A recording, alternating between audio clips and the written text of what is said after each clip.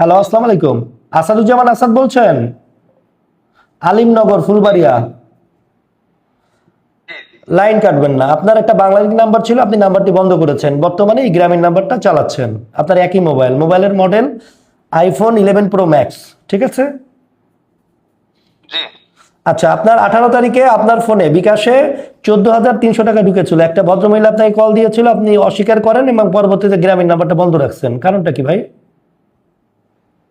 না, কই আমার নাম্বারে তো কোনো টাকা পয়সা আসেনি। আপনার কোথাও কোথাও ভুল হচ্ছে। আমাদের কোথাও ভুল হচ্ছে না ভাই, আপনার নাম ঠিকানা সব সঠিক আছে, যেমন টাকাটাও ঢুকেছে এবং আপনি টাকাটা পরবর্তীতে ঢুকাইছেন আর একটা ভদ্রমহিলার নাম্বারে, প্রিয়া খাতুন, ময়নাল মণ্ডল বাবা, ঠিকানা হচ্ছে শেরপুর ভবানীপুর, এবং সে কিছুক্ষণ আগে ময়নাল মণ্ডল, তার নাম্বার লাস্টে 853, ওই নাম্বারে কথা বলেছে। আমি অলরেডি কিন্তু ময়নাল মণ্ডলের সাথে কথা বলেছি, এবং প্রিয়া মণ্ডল সে একটা ইউনিভার্সিটিতে পড়ে, তার মেয়ে, ঠিক আছে?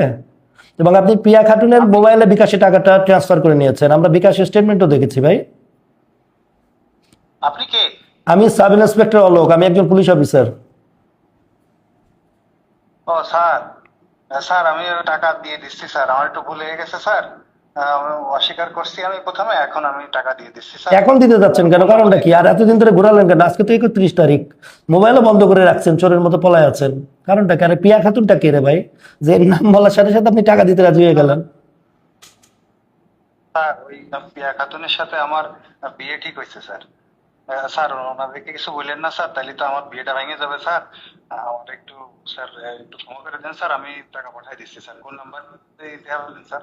আপনাকে যে মহিলা কল দিয়েছে তার সাথে যোগাযোগ করবেন, আপনার আগের সেই বাংলালিংক নাম্বারটা খুলবেন এবং ওই মহিলার সাথে যোগাযোগ করে টাকা 5 মিনিটের ভিতর দিবেন।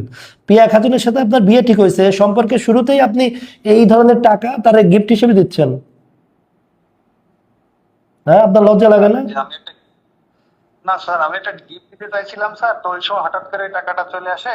পরে আমি ওই টাকাটাই পাঠাই দিই স্যার। আমার ওই এই কারণে আপনার স্যার এটা আমি যে ওই ভুল, এটা যে অপরাধ, এটা যে অন্যায়, এটা আপনি বুঝতেছেন? স্যার আমি বুঝতে পারছি স্যার, আমাকে ক্ষমা করে দেন স্যার, কিন্তু ওনাদেরকে কিছু পাঁচ বললেন না, মিনিটের তাহলে ভিতর আমার বিয়েটা টাকা ভেঙে দিয়ে যাবে স্যার। আমাকে ফোন দিয়ে কনফার্ম করবেন, ঠিক আছে? ঠিক আছে স্যার, আমি এক্ষুনি টাকা পাঠাই দিচ্ছি, আচ্ছা 5 ভাই, মিনিট ঠিক সময় আছে, দেন আমার। রাখেন রাখেন আপনি। ঠিক একইভাবে শত শত লোকের মোবাইলে কিন্তু প্রতিনিয়তই বিকাশ লেনদেনের সময় টাকা ভুলবশত একটা নাম্বারের জায়গায় আরেকটা নাম্বারে যাচ্ছে। এক্ষেত্রে আপনারা টাকা যখন আপনার মোবাইলে ঢুকছে বলে কেউ আপনাকে ফোন দিয়ে জানাচ্ছে, মোবাইল নাম্বারটা বন্ধ করার দরকার নাই তো। আপনি আগে যাচাই বাছাই করুন, যারা বোঝে তাদেরকে দেখান, প্রয়োজনে বিকাশের দোকানদারকে দেখান, যে কোনোভাবে নিশ্চিত হন টাকা আসলে ঢুকেছে কিনা। নিশ্চিত যদি হন যে টাকাটা ঢুকেছে, তাহলে নাম্বার বন্ধ করে রেখে নিজেকে লুকিয়ে রেখে তো কোনো লাভ নাই রে ভাই। আপনার টাকাও যেতে পারে, কাজেই যাচাই বাছাই করুন। টাকা যদি আসলে এসে থাকে তাহলে যাচাই বাছাই শেষে যার টাকা আসবে তাকে টাকাটা ফেরত দিন।